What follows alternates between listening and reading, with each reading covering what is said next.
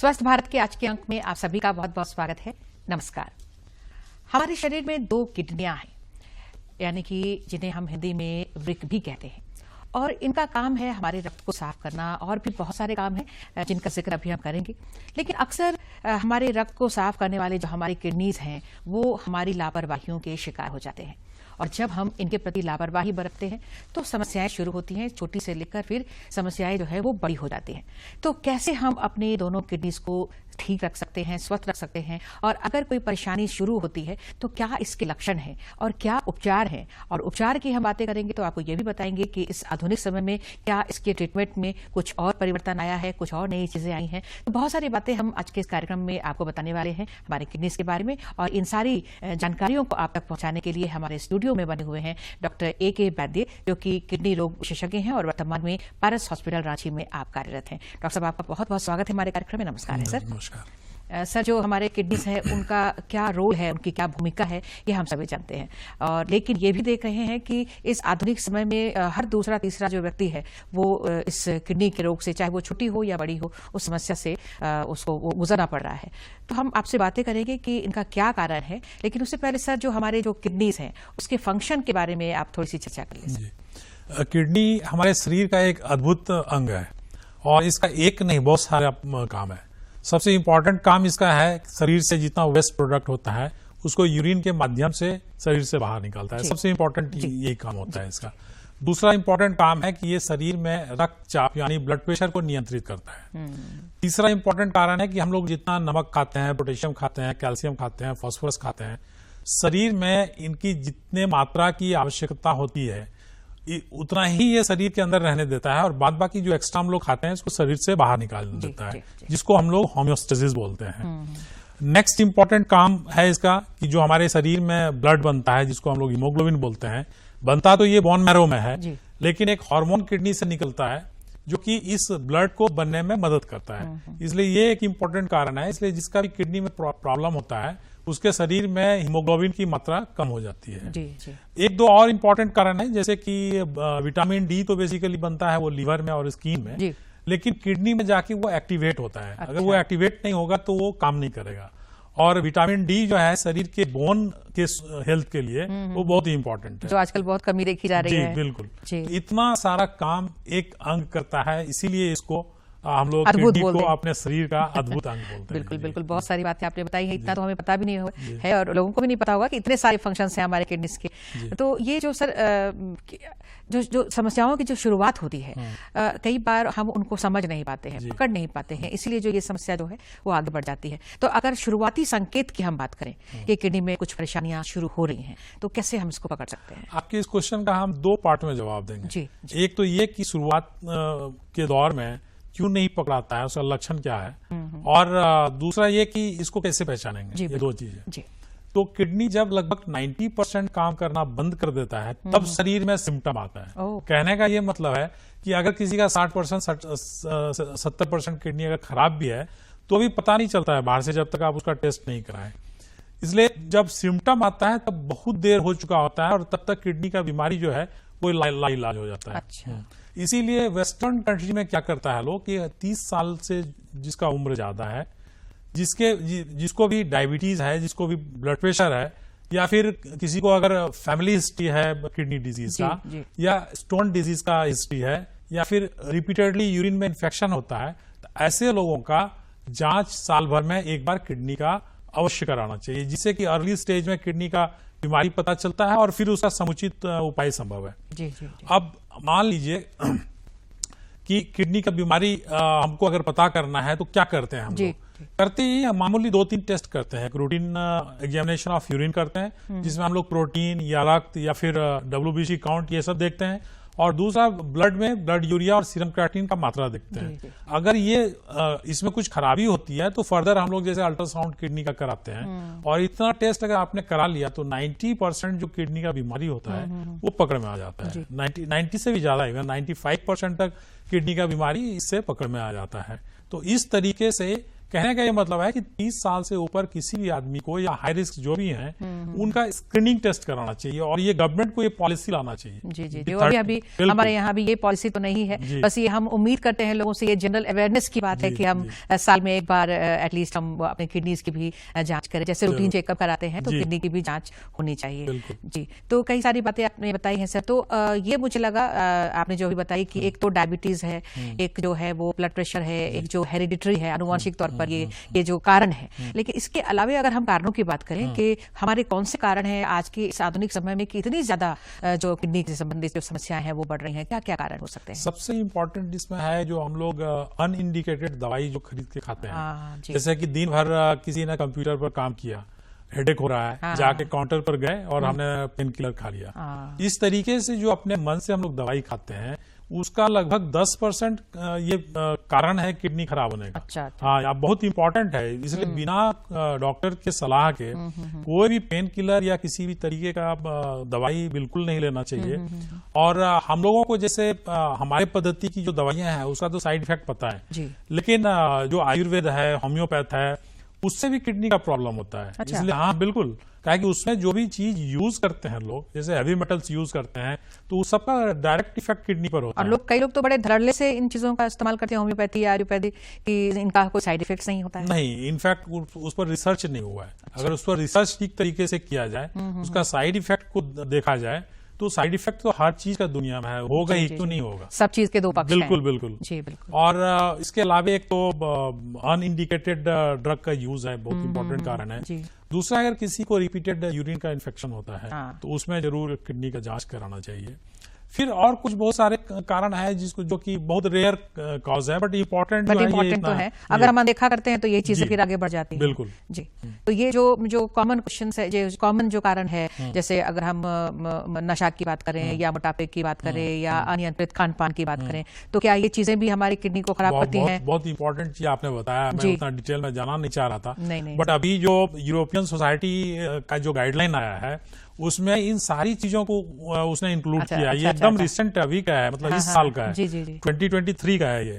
उसमें उन्होंने इंक्लूड किया है जैसे एयर पॉल्यूशन है। हाँ, जैसे दिल्ली में आप देखते हैं कि दिन रात हमेशा हमेशा उसकी मात्रा जो है बढ़ी रहती है पॉल्यूशन की, वो है। दूसरा साउंड पॉल्यूशन है, इसको इंक्लूड किया है। अच्छा। हाँ, ये सब चीजें एकदम रिसेंट इंक्लूड किया है लोगों ने। फिर जैसे ओबेसिटी आपने बोला, ओबेसिटी एक बहुत इंपॉर्टेंट कारण है।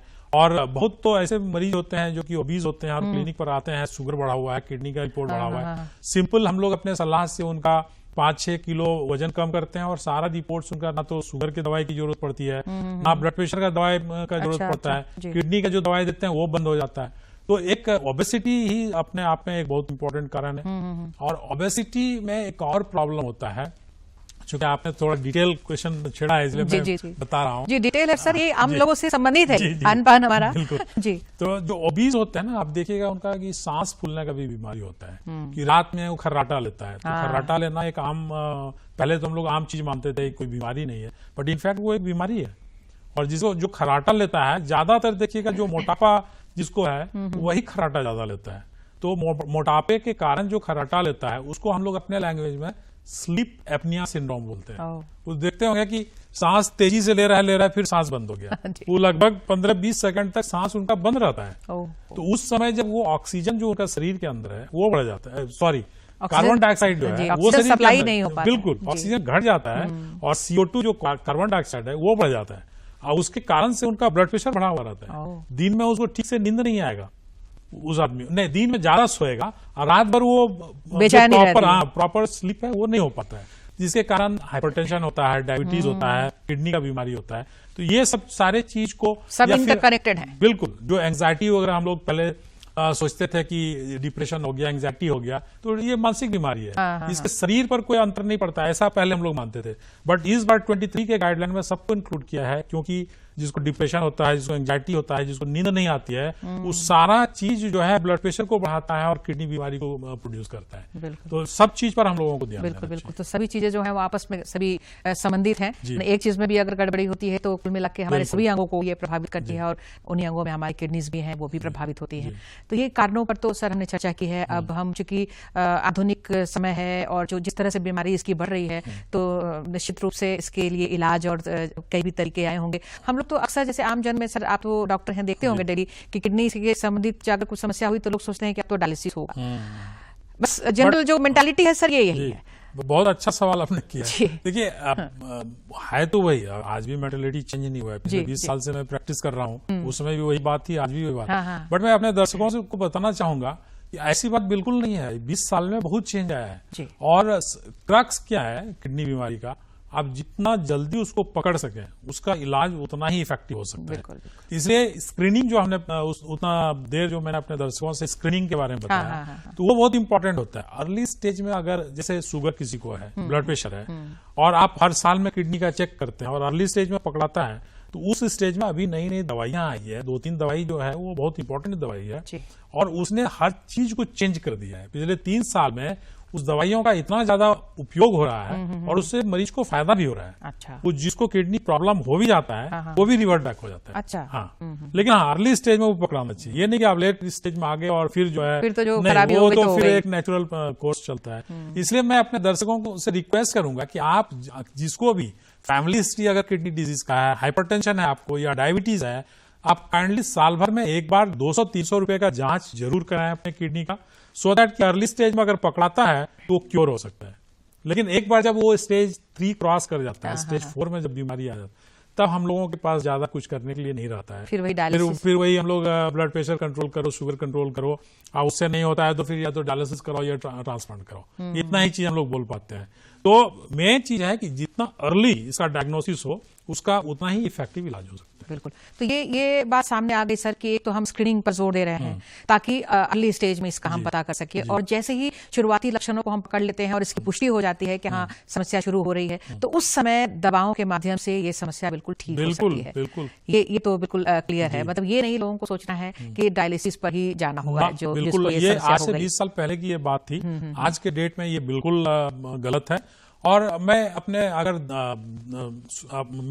अगर कोई दर्शक या श्रोता जो भी हैं, अगर आप लोग इसमें कोई डॉक्टर अगर हैं, तो मैं उनसे रिक्वेस्ट करना चाहूंगा कि अगर यूरिन में किसी को डायबिटीज और ब्लड प्रेशर है और आपके किसी पेशेंट में अगर यूरिन में प्रोटीन का मात्रा निकल रहा हो, तो आप काइंडली इमीडिएटली किडनी के डॉक्टर को रेफर कीजिए उसको, क्योंकि वही स्टेज है जब वो क्यूरेबल होता है। होता क्या है, वो जाते हैं पेरिफेरी में डॉक्टर के पास जाते हैं, बट कभी कभी वो चीज लोग देख नहीं पाते हैं या उसके गंभीरता को समझ नहीं पाते हैं, तो बोलते हैं कि भाई ठीक है आप जाइए दवाई खाइए, प्रेशर कंट्रोल कीजिए, फिर वो 1-2 साल में आता है तो चलता है कि किडनी का बीमारी आगे बढ़ गया है। तो वो अर्ली स्टेज में प्रोटीन अगर 1+ या 2+ भी किसी को आता है, तो एक बार किडनी का इवैल्यूएशन जरूर कराना चाहिए। बिल्कुल। तो ये तो बहुत ही अच्छी बात हो गई कि शुरुआती दौर में ही हम इसको पकड़ सकते हैं। डॉक्टर भी ऐसे सलाह देते हैं और लोगों को इनकी बात मानना भी चाहिए। लेकिन अगर यही बात फिर अगर हम लापरवाही बरतते हैं, जैसा शुरू में मैंने कहा था कि अगर लापरवाही बरतते हैं फिर तो समस्या बढ़ेगी, और समस्या बढ़ेगी तो फिर डायलिसिस की बारी आ जाती है। तो क्या डायलिसिस में कुछ परिवर्तन आए हैं? पहले की तुलना में डायलिसिस अब सरल हो गया है, या फिर सिर्फ हॉस्पिटल ही जाना जरूरी है, या हम और भी कहीं घर पर भी या जहां हमें जरूरत हो वहां इसकी फैसिलिटी मिल सके? तो कुछ नई बातें अब हम सर आपसे जानना चाहेंगे। बहुत सारी नई बातें आई है किडनी बीमारी के इलाज में। सबसे इम्पोर्टेंट ये है जो हम लोग एक ट्रेडिशनल डायलिसिस अभी तक करते थे। जी। वो आप सोच लीजिए कि इंडिया का मोटरसाइकिल था वो, ये राजदूत मोटरसाइकिल जो हुआ करता था। बट अभी तो हर चीज में चेंज आया है। आप देख रहे हैं एक से गाड़ियां आ गई है, लोग जो मोटरसाइकिल खरीदता है वो 1 लाख रुपए का खरीदता है, जी। या उससे भी ज्यादा कॉस्ट का खरीदता है। उसी तरीके से डायलिसिस में जो ट्रेडिशनल डायलिसिस था, उसके ऊपर अभी एक डायलिसिस आया जिसको हम लोग ऑनलाइन एचडीएफ बोलते हैं। अच्छा, ऑनलाइन एचडीएफ ऐसे बोलते हैं, उसका नाम है। हाँ। लेकिन ये जो ट्रेडिशनल डायलिसिस है उससे इसका कंसेप्ट एकदम इंटायरली अलग है। अच्छा। हाँ, पूरे यूरोप में या वेस्टर्न वर्ल्ड में आज के डेट में लगभग 80-90% डायलिसिस जो है ये ट्रेडिशनल डायलिसिस से नहीं होता है, वो ऑनलाइन एचडीएफ से होता है। उसमें जो लॉन्जिविटी होता है पेशेंट का और जो कॉम्प्लिकेशंस होता है वो बिल्कुल कम होता है। आप जाइए, ट्रेडिशनल डायलिसिस में क्या होता है कि डायलिसिस के बाद लोगों को थोड़ा सा कमजोरी लगेगा, 1 दिन तक थोड़ा ठीक नहीं लगता है, और जिसका मान लीजिए कार्डियक प्रॉब्लम है तो उसमें डायलिसिस हम लोग ठीक से कर भी नहीं पाते हैं। किसी को साथ में अगर लीवर प्रॉब्लम है तो हम लोग डायलिसिस नहीं कर पाते हैं ठीक से। लेकिन ये जो ऑनलाइन एचडीएफ है, इस कितना ही सीरियस मरीज हो, कितना ही कम बीपी हो, आराम से हम लोग डायलिसिस कर सकते हैं। हाँ, बट ये डायलिसिस ऑफकोर्स ये हॉस्पिटल में ही होता है। अच्छा। जहां तक आपने होम ट्रीटमेंट की बात की, वो भी ऑप्शन अभी आए हुए हैं। और कुछ नहीं है, जो डायलिसिस का मशीन है आप उसको आजकल बहुत इकोनॉमिकल हो गया, 5-6 लाख में मशीन आ जाता है। अच्छा। और एक आरओ प्लांट होता है जो 1 लाख रुपये में आरओ प्लांट आ जाता है। 6-7 लाख रुपए में आप घर में, अगर आपका कोई एक कॉर्नर है तो आप उसमें डायलिसिस का मशीन ही लगा सकते हैं। अच्छा। हाँ, और फिर आपको हॉस्पिटल जाने की जरूरत नहीं है, आप हॉस्पिटल में घर पर अपना डायलिसिस कर सकते हैं, मदद ले सकते हैं टेक्नीशियन का, या खुद ट्रेंड हो जाता है तो लोग अपने डायलिसिस अगर करते हैं। खुद ट्रेनिंग ले लिया, खुद ट्रेंड हो गए तो खुद भी कर सकते हैं। उसमें ऐसी कोई बहुत बड़ी बात नहीं है। एक और होम डायलिसिस होता है जिसको हम लोग पेरिटोनियल डायलिसिस बोलते हैं। अच्छा।